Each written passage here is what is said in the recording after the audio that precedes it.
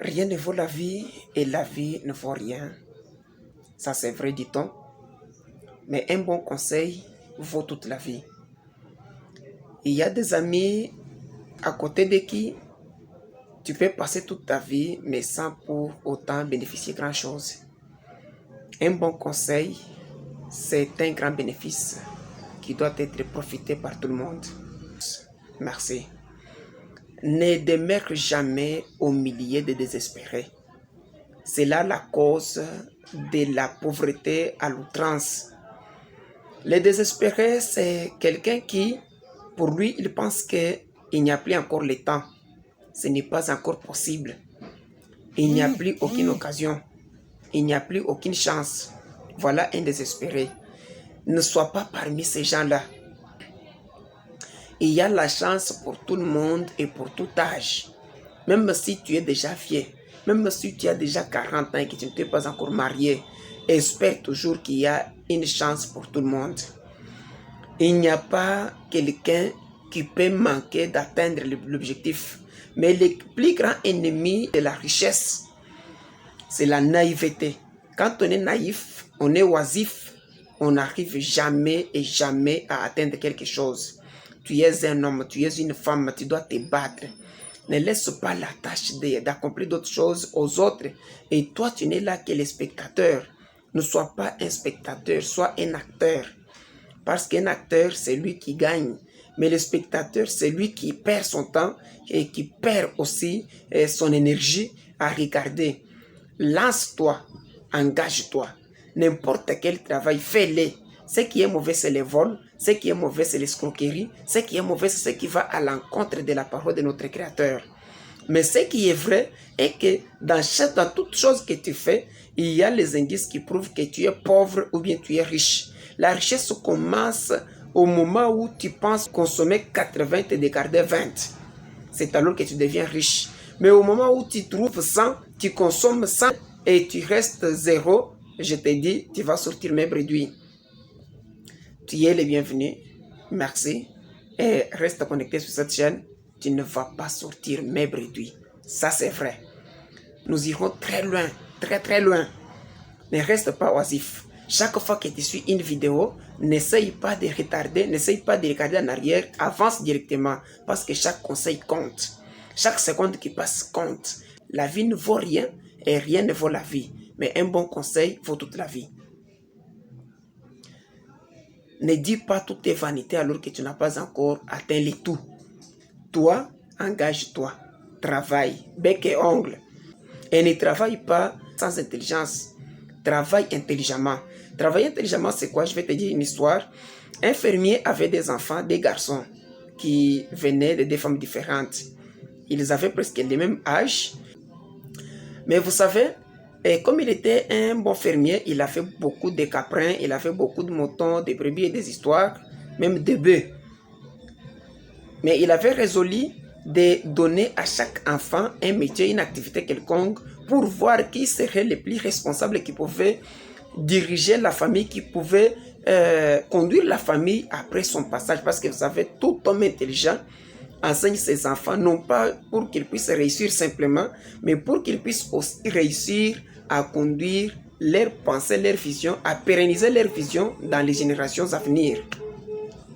Dans tout ce que tu fais, tu dois faire à ce que tes enfants, ta famille, ta femme, ton mari puissent arriver à pérenniser ce que tu es en train de faire après toi. C'est ça la meilleure chose que tout homme doit faire. C'est ça la meilleure chose. Nous sommes créés différemment des animaux. Un animal est créé de manière à ce que l'animal est conduit par son instinct. Mais l'homme a trois parties d'abord. Il a l'âme, il a l'esprit et il a le corps. Dans la partie du corps, il y a comment le corps fonctionne d'une autre façon. L'âme a sa fonctionnalité et l'esprit aussi a son fonctionnement. Mais chez l'animal, il n'a pas l'âme. C'est ce qui fait de l'animal être un animal. Là, c'est vrai. Alors, le monsieur a donné à ses enfants, mais les deux ex aequo, il leur a donné le travail d'aller paître les animaux. Mais qu'est-ce que les enfants ont fait? Un jour, ils avaient, dans chaque groupe, chacun d'eux avait un troupeau de caprins qu'ils devraient conduire. Et à chaque groupe de caprins, il y avait des animaux qui étaient têtus. Vous savez qu'avec les chèvres, c'est comme cela. Dans un troupeau de chèvres, il y a toujours des chèvres ou des chevreaux qui sont têtus. Alors, comme ils étaient déjà âgés, c'était des boucs qui étaient âgés, les enfants ont pensé qu'ils devraient aller d'abord paître les troupeaux en laissant les têtus là derrière. Chaque matin, ils avançaient avec les obéissants, les troupeaux obéissants. Après leur avoir fait paître, les ramener à la maison et on pouvait aussi reconduire les têtus. Les têtus ne pouvaient pas être accompagnés de tous les troupeaux alors qu'ils se méconduisaient. Ils pouvaient entraîner les troupeaux dans le désordre. C'est quoi? L'un d'eux a dit à son frère que non, maintenant moi j'ai choisi d'aller à gauche pour aller mettre mon animal. L'autre a choisi d'aller à droite. Qu'est-ce qui s'est passé? Alors que l'autre a compris que l'animal était vraiment têtu, il s'est résolu de monter dessus. Il a chevauché sur l'animal. L'autre aussi avait compris que c'était aussi la situation. Il pouvait aussi chevaucher, mais ça n'a pas tenu. Mais le petit garçon, l'autre a cherché simplement les feuilles de maïs. Il a lié cela dans un seul bout et il a tendu un bâton devant l'animal. Lui était dessus, en train de chevaucher avec son bâton devant l'animal. Et quand l'animal voyait les feuilles, l'animal n'a fait qu'une simple mission de courir vers les feuilles pour brouter. Mais alors que l'animal devrait avancer pour brouter, les bâtons ne gardaient que sa même distance. Ce n'est que l'animal qui courait et les bâtons couraient. Vous savez que l'animal n'a pas d'intelligence. Il n'avait qu'à suivre ses bâtons pour brouter l'herbe, mais l'herbe aussi suivait les mouvements de l'animal.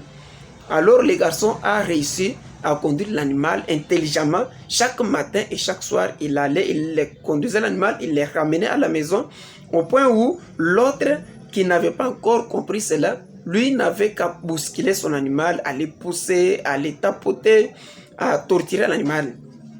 C'est comme ça, vous devez faire tout intelligemment. Vous devez tout faire intelligemment. Ne restez pas, le conseil de ce matin est de dire, ne restez pas dans les groupes de désespérés. Un désespéré pense que pour lui le mariage c'est terminé. Un désespéré pense que pour lui la richesse c'est terminé. Un désespéré pense qu'il ne peut encore réussir. Un désespéré pense que son mariage est déjà gâté. Mais celui qui a la foi, parce que la foi crée, celui qui a la foi pense que même si il reste encore 2 minutes avant sa mort, il a toujours le devoir de réussir. Réussir, c'est la mission pour laquelle Dieu nous a envoyés. Dieu ne nous a pas envoyé sur cette terre pour échouer. Tu es déjà vainqueur dès le ventre de ta maman. Tu sais, la nuit qui a précédé ta conception, vous étiez nombreux. Mais seul toi, tu as subsisté. Tu as vaincu, tu as percé, tu as vécu. Les premiers jours jusqu'au 9e mois. Tu es venu dans ce monde, tu es déjà victorieux. Ce qui te fait penser que tu as échoué, c'est parce que tu n'as pas encore compris pourquoi tu es dans ce monde. Si tu comprenais que tu es dans ce monde, c'est dans un but de réussir, tu aurais déjà réussi. Merci, abonne-toi, invite, partage, à la prochaine.